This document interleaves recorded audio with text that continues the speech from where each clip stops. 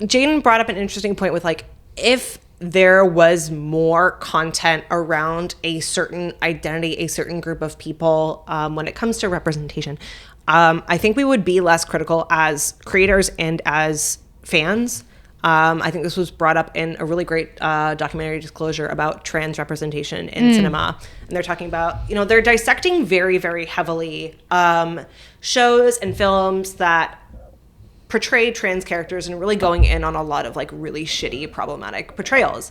And I think some of the pushback that people get is like, okay, well, like not everything is going to be perfect. Some things are clunky. Some things aren't going to go well. Sometimes the writer has like a different intention than what you would expect.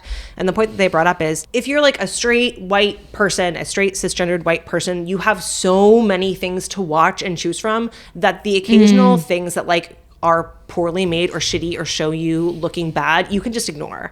But when there's so few options for you to look at, whatever is clunky becomes so much more important because you don't have like the breadth of stuff to look at. So they brought up the point of like, we wouldn't necessarily have to worry so much about these things that get representations of us wrong if we just had more of them. So then like, if I really don't like this one, I can watch that one. And this show is better. So I don't necessarily have to spend all of my energy picking apart the ways in which this writer represented me wrong. Yeah. If you're going to make a character a certain demographic, you do owe that demographic a realistic depiction of what that person's life is, but you do not owe that demographic that character to speak to the entirety of that experience. And that's where I have a problem is like that character is ultimately just one person. It makes sense why people get so personally invested in those shows and why they latch onto it.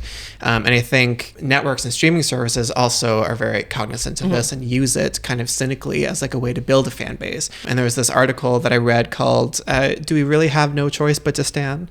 By Jack Hamilton in Slate from 2019, saying that the 2010s were the decade that the film industry has successfully turned fan culture into a volunteer army of PR freelancers for the biggest media companies in the world, which I think is just a really good way of kind of encapsulating like that delicate dance that you need to do of like engaging your fan base and making them feel really personally invested. But then that can backfire if there's a creative decision that's like not so hot, or if it gets canceled after 2 seasons, then there's like this intense backlash. It's like when Justice League came out and fans were like demanded the Snyder Cut because they felt like they'd been put at a disadvantage and they were owed a specific telling of the story. I will say the Snyder Cut was freaking awesome though. Was it? I've never seen that. I actually loved it. I didn't see the original Justice League and I was like, why is this so damn beautiful?